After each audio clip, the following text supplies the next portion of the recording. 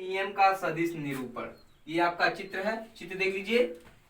एक रेखा x और y ये दो टू अक्ष हैं, एक तीसरा अक्ष z है और यहाँ से एक रेखा गई है r1 जिसपे q1 आवेश है, दूसरी रेखा गई है r2 जिसपे q2 आवेश है।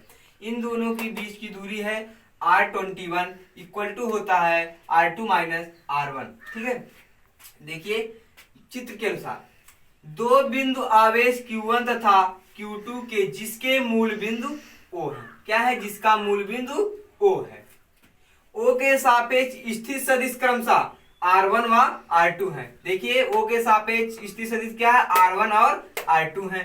ठीक है, यदि आवेश Q1 के सापेक्ष Q2 का स्थित सदिश R21 हो, यानी कि कह रहा है यदि आवेश Q1 और Q2 के सापेक्ष स्थित सदिश R21 हो। यहाँ देखिए है ना R21 कह रहा है Q1 और Q2 के सापेक्ष आवेश क्या कर रहा है? स्थित सदिश क्या कर रहा है? आवेश Q1 या Q2 के सापेक्ष स्थित सदिश कह रहा है R21 हो। R21 बराबर होगा यानी कि R2 माइनस R1 बराबर तभी तो R21 आएगा। ठीक है, अतः कूलाम के नियम अनुसार Q2 पर आवेश Q1 के कारण बल क्या होगा? आपको पीछे हमने पढ़ाया है ना, F बराबर होता है 1/4 pi epsilon 0 into Q1 into Q2 upon R square. बस वही किया गया है, लेकिन F21 यानी कि यहाँ पे बल क्या कर रहा है? R21 जब रहेगा तो बल भी तो F21 होगा, इसलिए क्या नाम है? K स्थिरांक है Q1 into Q2 upon R square 21 और वेक्टर R21 जहां K का मान कह रहा है 4 पाई एप्सिलॉन 0 तथा R21 के और वेक्टर R21 की दिशा में एकांक सदिश है।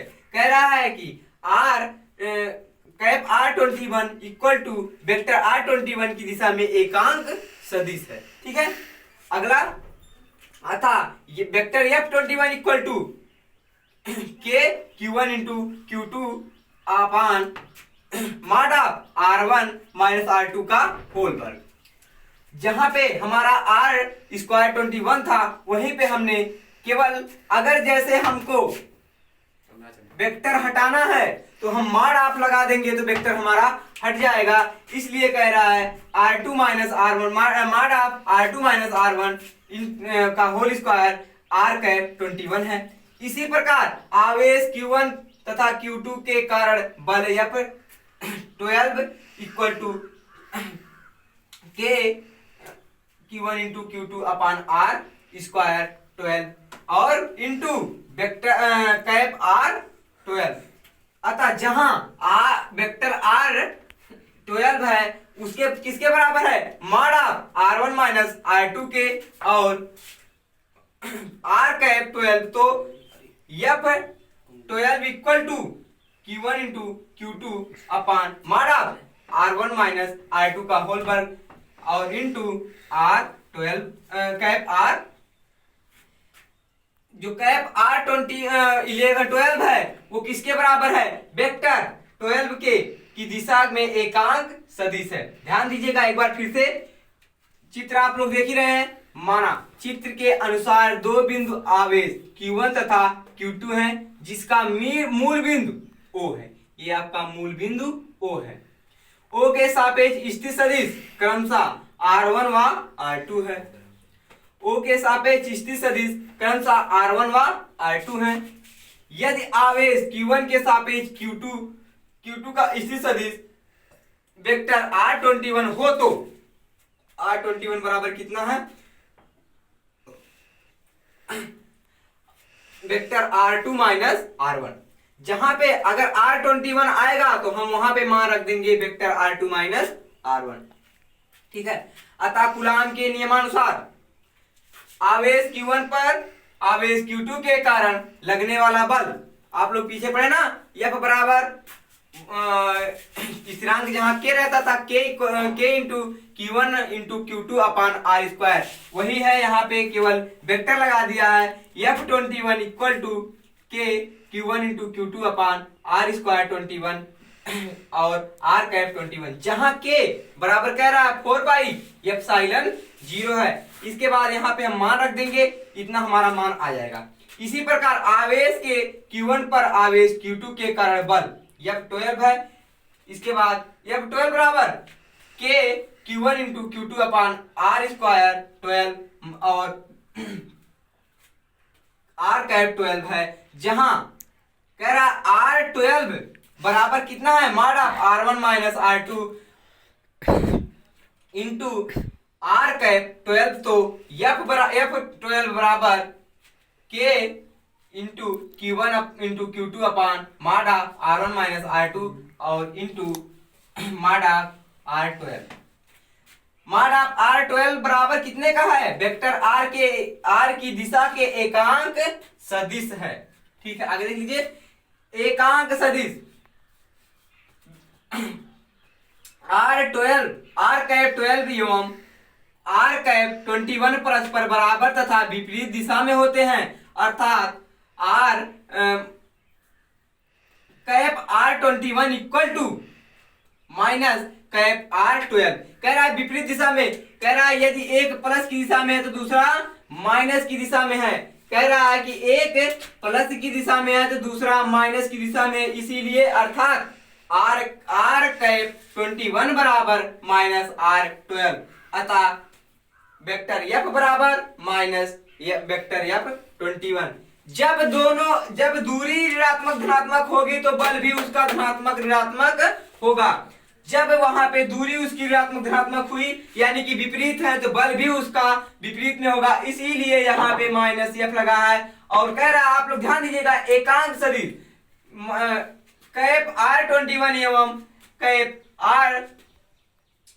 R12 एवं कैप R21 परस्पर बराबर हैं तथा, लेकिन बराबर तो है, कह रहा है विपरीत भी है। विपरीत मतलब उल्टा है, यदि एक धनात्मक है तो दूसरा ऋणात्मक होगा, अर्थात cap R21 equal to minus cap R12, अतः vector F12 equal to minus vector F21। चित्र देख लीजिए आप लोग बार फिर से देखिए, आपका यहां से चित्र शुरू हुआ है। ये आपका y अक्ष है, ये x अक्ष है, ये z अक्ष है, अच्छा है, और ये आपका मूल बिंदु O है, और जो ये दूरियां हैं वेक्टर R1 और R2 और इन पे आवेश है Q1 और Q2। कह रहा है कि वेक्टर R21 बराबर वेक्टर R2 माइनस R1 होगा, और यहाँ पे आपका R21 है। यही चित्र ध्यान से देखिएगा तभी ये समझ में आएगा। ठीक है, आगे पढ़ा रहे हैं। अतः vector F12 equal to vector minus F21 होता है। तो अर्थात दोनों आवेश पर लगने वाले बल परस्पर समान तथा विपरीत दिशा में होते हैं, अर्थात कूलाम बल न्यूटन की क्रिया प्रतिक्रिया का नियम का पालन करता है। क्या कर रहा है कि जैसे मान लीजिए एक पल के लिए केवल F ही हो, ये और माइनस F हो, ये वेक्टर ना हो आपको, यहाँ पे एक हो, ये दो हो। ठीक है, तो कह रहा है कि अर्थात दोनों आवेश पर लगने वाले बल परस्पर समान तथा विपरीत दिशा में होते हैं, अर्थात कूलाम बल न्यूटन की के क्रिया प्रतिक्रिया का पालन करता है। यानी कि यदि क्रिया प्रतिक्रिया मतलब जैसे यदि हम किसी दीवार पर बल लगा रहे हैं, किसी दीवार पर जितना बल लगाते हैं दीवार भी हम पर उतना ही बल लगाती है, इसी को कहते हैं क्रिया प्रतिक्रिया का नियम। जैसे किसी वस्तु को हम उठाने में जितना बल लगाएंगे वह वस्तु भी हमारे साथ उतना ही बल लगाती है, इसी नियम को कहते हैं क्रिया प्रतिक्रिया का नियम। नोट, जहां वेक्टर R21 एक आवेश के सापेक्ष दूसरे आवेश का स्थिर सदिश है। नोट क्या है, यहाँ वेक्टर R21 एक आवेश के सापेक्ष दूसरे आवेश का स्थिर सदिश है। यदि हम एक आवेश को मूल बिंदु मान ले तो दूसरे आवेश का प्रथम आवेश का बल हो जाएगा vector F equal to K Q1 into Q2 upon R square और इंटू R कैप बराबर। कह रहा है कि अगर यहां से R कैप हटेगा तो नीचे एक r से गुणा हो जाएगा, वहां पे ऊपर आपका बन जाएगा Q1 into Q2 upon R cube और वेक्टर r हो जाएगा। ठीक है, केवल ये हटा है और इसकी जगह पे r से गुणा हो गया है और एक वेक्टर r आ गया है। इसीलिए कहा जाता है कि जो न्यूटन का बल होता है क्रिया प्रतिक्रिया के नियमों का पालन करता है। एक बार फिर से देख लीजिए आप लोग, अतः vector F12 equal to minus vector F21, अर्थात दोनों आवेशों पर लगने वाले बल परस्पर समान तथा विपरीत दिशा में होते हैं, अर्थात कूलाम बल न्यूटन के क्रिया प्रतिक्रिया का नियम का पालन करता है। नोट एक लिख लेंगे, जहां वेक्टर R21 एक आवेश के सापेक्ष दूसरे आवेश का स्थित सदिश है। यदि हम एक आवेश को मूल बिंदु मान ले तो दूसरे आवेश पर प्रथम आवेश का बल वेक्टर F इक्वल टू के Q1 into Q2 upon R square और इंटू माड आर हो जाएगा। यदि माड आर हटेगा तो नीचे एक आर से गुणा हो जाएगा, तो आपका नया बनेगा Q1 into Q2 upon R cube और इंटू वेक्टर आर। आगे थोड़ा सा और है, देख लीजिए, इसका दो नियम है। कूलाम बल को सदिश रूप में व्यक्त करते समय आवेश परिणाम उनके प्राकृतिक चिन्ह, यानी कि प्राकृतिक चिन्ह मतलब धनात्मक तथा ऋणात्मक के साथ प्रस्तुत करता है। कह रहा है कूलाम बल आवेश सदिश रूप में व्यक्त करते समय आवेश परिणाम उनके प्राकृतिक चिन्ह धनात्मक तथा ऋणात्मक के साथ प्रस्तुत करता है, यानी कि उनके साथ रहता है। एक बार फिर से, कूलाम बल को सदिश रूप में व्यक्त करते समय आवेश परिणाम उनके प्राकृतिक चिन्ह धनात्मक तथा ऋणात्मक के साथ प्रस्तुत करता है, यानी कि व्यक्त करता है। आप लोग चैनल को सब्सक्राइब कर लीजिएगा और वीडियो पसंद आएगा तो लाइक करिएगा, शेयर करिएगा, दोस्तों को अपने बता दीजिए कि आर्यल मेमोरियल का क्लास ऑनलाइन चल रहा है। आगे दूसरा नियम क्या है, इस प्रकार सदिश निरूपण से स्पष्ट है कि समान प्रकृत आवेश के बीच प्रतिकर्षण बल तथा असमान प्रकृति आवेश के बीच आकर्षण बल कार्य करता है। यानी कि समान मतलब यदि अगर धन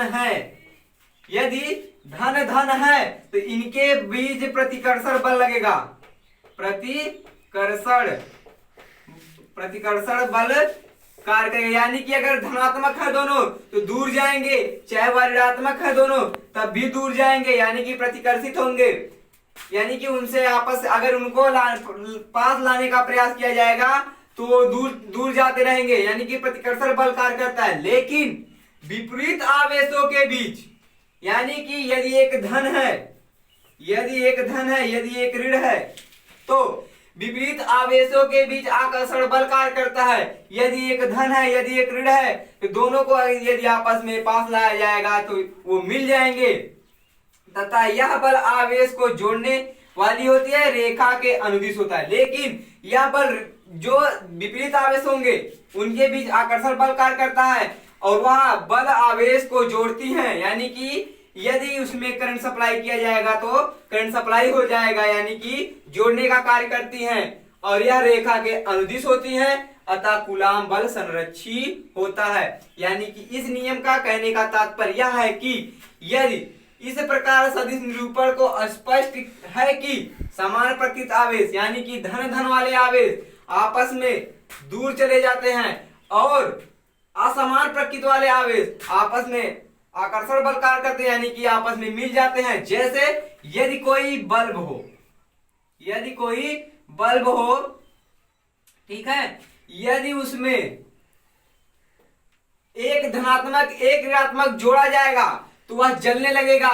यदि दोनों धनात्मक जोड़ देंगे तो बल्ब नहीं जलेगा। यानी कि यदि एक धनात्मक एक ऋणात्मक होगा तो दोनों के बीच आकर्षण बल कार्य करेगा। यदि धन हो जाएगा, यदि ऋणात्मक हो जाएगा, उनके बीच प्रतिकर्षण बल कार्य करने लगेगा। और यही है कूलाम बल संरक्षी का नियम, और इसी वह जो होता है रेखा के अनुदिश होता है। आज इस वीडियो में इतना ही। यदि वीडियो पसंद आएगा तो लाइक करिएगा, शेयर करिएगा और चैनल को सब्सक्राइब जरूर करिएगा। ठीक है, अगली वीडियो में मिलते हैं, अब तक के लिए बस।